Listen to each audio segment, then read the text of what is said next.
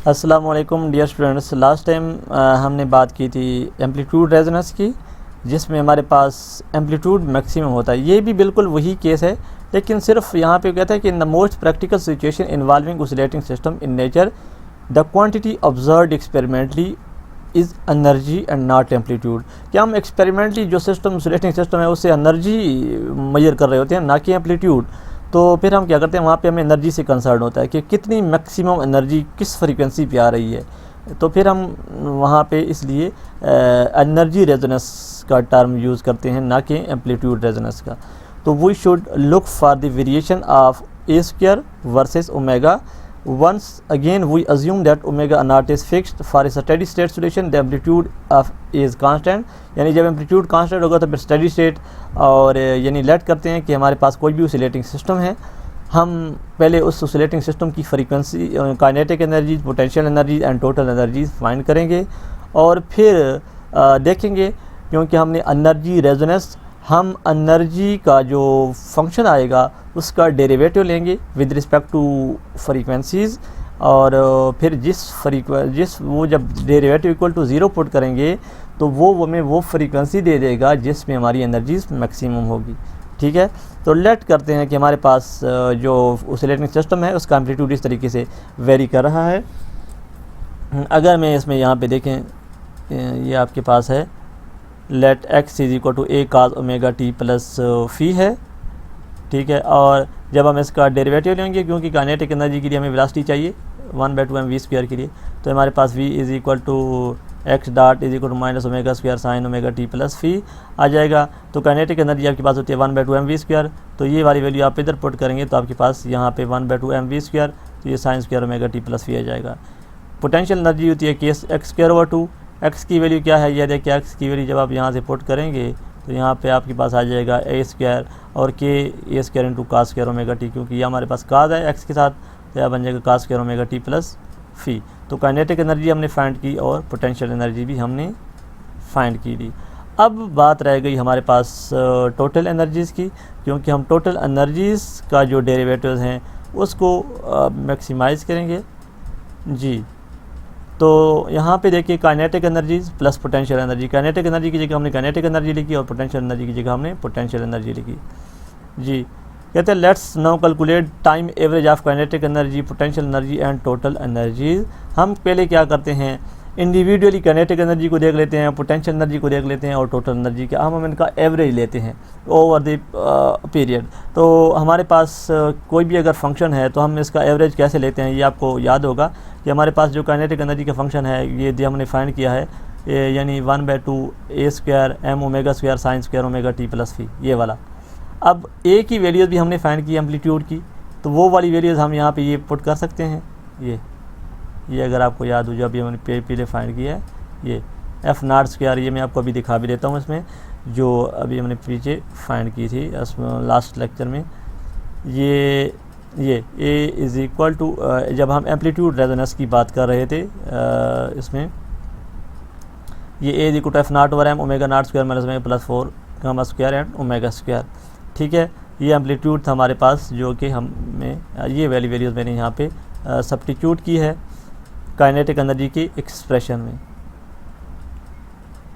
तो kinetic energy की expression में मैंने ये वैल्यूज़ यहाँ पे सब्स्टिट्यूट की, ए की जगह हमने वो f0² और m² बन जाएगा और this expression and sine square as it, ये kinetic energy m omega square into 2। अब हमने क्योंकि एवरेज ले रहे हैं तो हम एवरेज की जो हमारे पास फंक्शन है उसको हम इस तरीके से डिनोट करते हैं, यानी ये वाले, ये इसका साइन है कि हम एवरेज को मैथमेटिकली इस तरीके से लिखते हैं। और ये तो कांस्टेंट है सारा, और इसका जो हमारे पास फंक्शन है इसका एवरेज, यानी टाइम डेरिवेटिव लेंगे तो सिर्फ टाइम वाले फंक्शन का हम एवरेज लेंगे, sine square omega T plus phi. अब देखें, अगर आपको मैथमेटिकली थोड़ा बहुत इसका आइडिया हो कि किसी भी फंक्शन का हम एवरेज कैसे लेते हैं, तो अगर आपके पास एक फंक्शन है, लेट करें f(x), तो आप इसका एवरेज कैसे लेते हैं, 0 to 2 पाई, और यहाँ पे आपके पास होगा f(x) एंड dx, और इस तरीके से 0 to 2 पाई एंड इस तरीके से dx।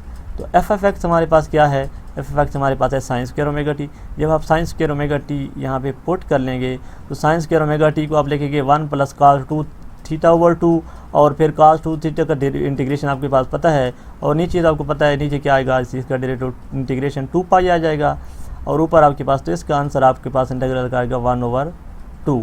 तो इसका एवरेज की वैल्यूज़ आपके पास क्या आती है 1/2, क्योंकि बाकी तो कांस्टेंट है, तो 1/2, तो ये 1/2 और ये 1/2 क्या बन जाएगा 1/4 f0 और बाकी सारी चीज़ें एज इट। ये आपने काइनेटिक एनर्जी की average value with respect to time find कर ली। अब आप क्या करते हैं कि हम ही क्योंकि रेजोनेंस फाइंड कर रहे थे, तो हम काइनेटिक एनर्जी को मैक्सिमाइज़ करेंगे। इसका डेरिवेटिव लेंगे काइनेटिक एनर्जी का विद रिस्पेक्ट टू ओमेगा, और इसको डी के और d omega is equal to 0 put करेंगे। तो जब हम इसका डेरिवेटिव ले लेते हैं जी, तो इसका इधर भी डी ओवर डी ओमेगा लेंगे, इधर भी डी ओवर डी ओमेगा, बाकी कांस्टेंट को साइड पे कर लें, और इसका आप derivative with respect to omega लें, तो ये इज इक्वल टू 0 पुट करेंगे। तो इधर डेरिवेटिव लेना तो आपको आता होगा, तो ये आपके पास क्या आएगा omega k is equal to, यानी resonance frequency is equal to omega naught. तो ओमेगा नॉट स्क्वायर पे ये क्या होगा, ये इसकी काइनेटिक एनर्जी क्या होगी, मैक्सिमम होगी। ये वो फ्रीक्वेंसी जब हमने इसका डेरिवेटिव लिया और इज इक्वल टू 0 पुट किया, तो यहाँ से omega k is equal to omega naught. ठीक है, इस पे हमारे पास एम्पलीट्यूड मैक्सिमम होगा। अच्छा जी, ये फ्रीक्वेंसी आ गई। अब वो हम इसमें अगर देख लें, ये अब हमने काइनेटिक एनर्जी का तो डेरिवेटिव्स इसके लिए ले लिया, हम क्या करते हैं अभी पोटेंशियल एनर्जी को भी देख लेते हैं। काइनेटिक एनर्जी का हमने डेरिवेटिव लिया विद रिस्पेक्ट टू ओमेगा, तो हमारे पास इस फ्रीक्वेंसी पे हमारी काइनेटिक एनर्जी मैक्सिमम आ रही है। पोटेंशियल एनर्जी के फंक्शन में क्या है, काज है, बाकी एक ही जगह वही वैल्यू पुट करेंगे f0 और m की, क्योंकि इसके साथ भी ये सिचुएशन है। तो यहाँ पे मैं आपको ये पोटेंशियल एनर्जी, इसका इधर भी आप एवरेज लेंगे और इधर भी एवरेज, तो इसका इंटीग्रेशन एवरेज वैल्यू होगी 1/2, तो ये 1/4, और एक ही जगह क्या पुट करेंगे अपनी वैल्यूज़, जो एक ही है f0 और m2 ओमेगा स्क्वायर, जो कि अभी हमने सब्स्टिट्यूट की है, यानी ये वाली वैल्यूज़। ठीक है, तो पोटेंशियल एनर्जी का जब आप पोटेंशियल एनर्जी के फंक्शन का डेरिवेटिव लेंगे, जिस तरीके से आप एवरेज पोटेंशियल एनर्जी का डेरिवेटिव लेंगे, तो आपके पास कौन सी फ्रीक्वेंसी रेजोनेंस आएगी, ये ओमेगा पोटेंशियल एनर्जी के यू के लिए लिखा है omega r is equal to omega not square minus 2 gamma square over 1/2।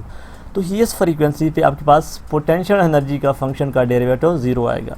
ये आप लोगों ने इसमें मुश्किल नहीं है, सिर्फ डेरिवेटिव हैं। पोटेंशियल एनर्जी आपके पास है एवरेज, तो उसका डेरिवेटिव लेना इज इक्वल टू 0 पुट करना कोई मुश्किल नहीं है। कहते हैं it should not be alarming to find that the kinetic and potential energies resonate at different frequency. हाँ, जब भी कोई रेटिंग सिस्टम होता है आपके पास, तो काइनेटिक एनर्जी की फ्रीक्वेंसीज 2 टाइम होती है as compare to potential energy.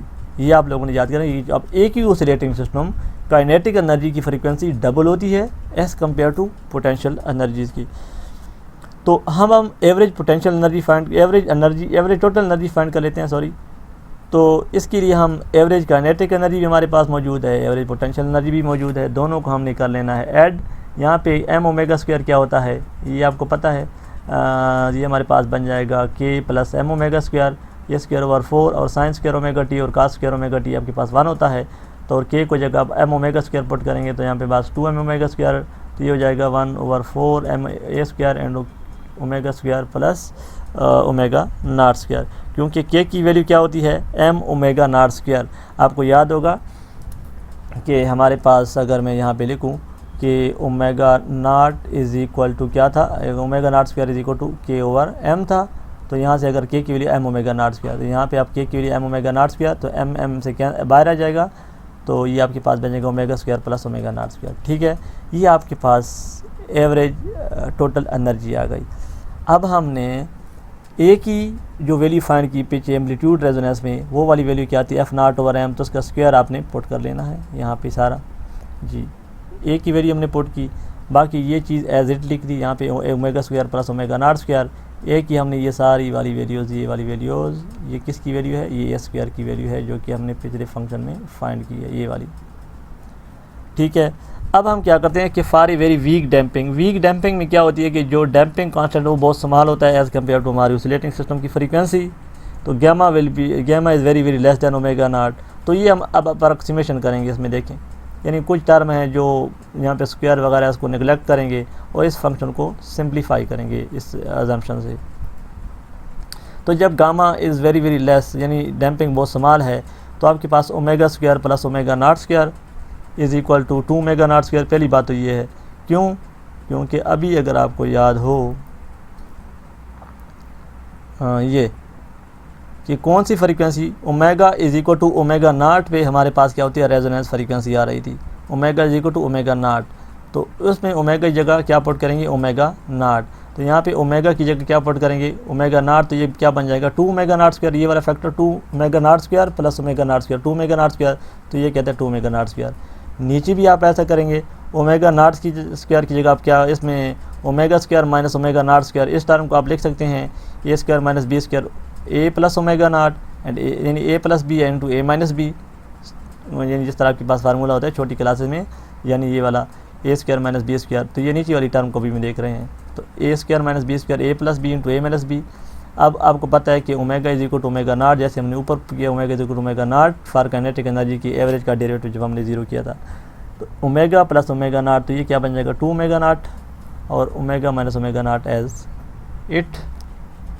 तो फिर इसमें क्या होगा, ये वैल्यूज़ जहाँ पे ये टर्म होगी वहाँ पे हम ये लिख सकते हैं, जहाँ पे अब ये टर्म होगी वहाँ पे हम ये लिख सकते हैं। तो ये कहाँ पे मौजूद है, ये एक यहाँ पे है और एक यहाँ पे। Omega square minus omega not square की जगह हम ये वैल्यू पुट करेंगे और omega square plus omega not की जगह हम ये वाली वैल्यू पुट करेंगे। तो यहाँ पे पुट करें, एवरेज एनर्जी आपके पास ये वाला आ जाएगा। ठीक है, इसमें और कोई चीज़ काम ऐसा नहीं है, मुश्किल नहीं है।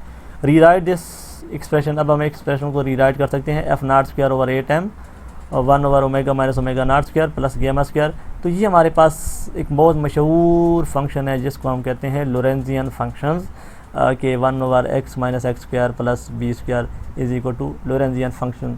ये मैथमेटिक्स का बहुत मशहूर फंक्शन है, ये आप लेज़र फिज़िक्स में आगे जाके देखेंगे जो हमारे पास जो लेज़र की। तो इसको अगर हम मैथमेटिकली प्लाट करें, ये मैं आपको इसकी द्वारा theory, where the function l of omega contain all the necessary frequency dependence of energies, a plot of this function is called resonance curve or Lorentzian curve and which shows several such plots। ये हमारे पास different values पे इसकी frequency की curve हैं।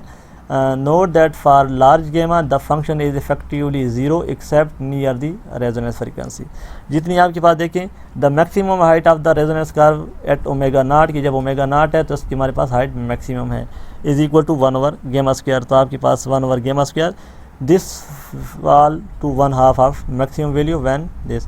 तो हाँ, यहाँ पे हमारे पास omega minus omega not is equal to plus minus, कहते this equation state that the resonance cost drop to half its maximum value when omega is equal to omega not plus gamma on the higher frequency side of this. तो एक में omega plus omega not, इसमें हमारे पास omega minus omega not है। ये अगर हम इस फंक्शन को, ये हम एक्चुअली इस फंक्शन का प्लाट है, यानी ये जो हमारे पास एनर्जी रेजोनेंस, इसको उन्होंने प्लाट की है against frequency omega minus omega not square plus gamma square. तो यहाँ पे देखिए गैमा की वैल्यूज़ अगर आप वेरी कर रहे हैं तो ज़ाहिर बात है इसका कर्व की, ये गैमा बढ़ा रहे हैं तो ये वाली फैक्टर क्या होगा, कम हो रहा होगा, तो ये बढ़ता जाएगा। ठीक है, यानी जिसके पीक है वो बढ़ती जाएगी। अगर आप ये कम कर रहे हैं, ये बढ़ा रहे हैं, तो फिर ये 1 ओवर फैक्टर वाला क्या होगा, कम होगा। तो हमारे पास जो रेजोनेंस पीक होगी कम होती जाएगी। अगर आप ये 0 की इक्वल कर दें तो ज़ाहिर बात है ये 0 करेंगे तो ये वाला फैक्टर क्या होगा, बढ़ेगा। तो 1 ओवर वाला फैक्टर क्या होगा, कम होगा, वो यानी मज़ीद बढ़ जाएगा, जिसके पास आपके पास पीक ऊपर चली जाएगी। तो देखिए यहाँ पे हमारे पास कहते हैं कि omega is equal to omega naught minus gamma is equal to plus minus omega. ये हमने इस तरीके से यहाँ से फाइंड किया है। This equation state that the resonance curve drop to half its maximum value on the higher frequency. एक हमारे पास राइट ब्रेड्थ है, एक हमारे पास लेफ़्ट। इसको हम कहते हैं बैंड विड्थ, यानी इस फ्रीक्वेंसी के रेंज में हमारे पास क्या है, ये लाई कर रही है हमारे पास, जिसको हम कहते हैं band width omega plus and omega minus, जिसको हम कहते हैं 2 gamma. We call the resonance width, जिसको हम कहते हैं। तो delta omega will be equal to 2 gamma. यहाँ पे अगर आप omega minus omega not is equal to plus gamma और omega plus omega not is equal to वो क्या होगा, माइनस गामा, दोनों को आप ऐड करेंगे तो आपके पास delta omega is equal to 2 gamma आ जाएगा। तो यहाँ पे कहते हैं कि as gamma decrease the width of the curve also decrease, which means that the resonance curve becomes higher and narrower. This implies that the range of frequency to which a system will respond become narrower. कि जैसे आपके पास gamma आप बढ़ा रहे हैं तो ये जो कर्व आपके पास यहाँ पे शो हो रहा था, अगर मैं यहाँ पे ये जो कर्व है, जैसे आप गामा की वैल्यू, तो ये कर्व आपके पास इधर क्लोज आएंगे और हाइट ऊपर बढ़ती जाएगी, लेकिन ये जो सिस्टम की हमारे पास जो बैंड विड्थ है, जो फ्रीक्वेंसी वो सिस्टम एक्सेप्ट कर रहा है, वो क्या करेगा, वो कम होती जाएगी, उसकी रेंज कम होती जाएगी, यानी बैंड विड्थ जो रेंज ऑफ ये क्या हो, ये कम होती जाएगी, इसकी पीक ऊपर होती जाएगी। तो इसका मतलब यह है कि इसको जब आपके पास एलसी सर्किट होते हैं, जो ट्यूनिंग सर्किट होते हैं, उसमें उसको हम टर्म यूज़ करते हैं जिसको हम कहते हैं सेलेक्टिविटी। ओसिलेटिंग सिस्टम की सेलेक्टिविटी क्या हो जाती है, नैरो होती जाती है। The frequency selective property of oscillating system is characterized by the quality factor. We define the quality factor as the ratio of the total energy store in the system to the energy dissipated per radian of oscillator. तो कोई भी हमारे पास oscillating system होता है, उसमें हमारे पास omega not over 2 gamma, gamma हमारे पास बैंड विड्थ होती है, तो resonance frequency over frequency width of the resonance curve. तो देखें रेजोनेंस जो आपके पास विड्थ होती है, जितनी वो विड्थ बढ़ती जाती है तो क्वालिटी इतनी डाउन होती जाती है। ठीक है, तो यहाँ से आप इसको ज़रा मज़ीद देख लें। हमारे पास कुछ सिस्टम है, मैकेनिकल सिस्टम की हमारे पास क्वालिटी 100 होती है, जो अटामिक सिस्टम होती है उसकी हमारे पास क्वालिटी 10 पावर 8 होती है, और जो लेज़र सिस्टम होता है उसकी क्वालिटी फैक्टर हमारे पास 10 पावर 14 होती है, बहुत हाई। यानी क्योंकि आपके पास जो रेजोनेंस उसमें जो लेज़र के केस होता है, वहाँ पे बहुत मिली सेकेंड की गेम होती है, उस रेंज में बहुत जब फ्रीक्वेंसी बहुत स्मॉल होती है तो वहाँ पे आपको बहुत ही क्वालिटीज़ हाई रखनी पड़ी, तभी रेजोनेंस क्रिएट होती है जब आप फ्रीक्वेंसीज मैच करेंगे। यहाँ पे आप ज़रा इसकी क्वालिटी फैक्टर या सम टाइम MCQs में आ जाता है एग्ज़ाम में, तो ये आप इसमें ज़रा थ्योरीज देख लें।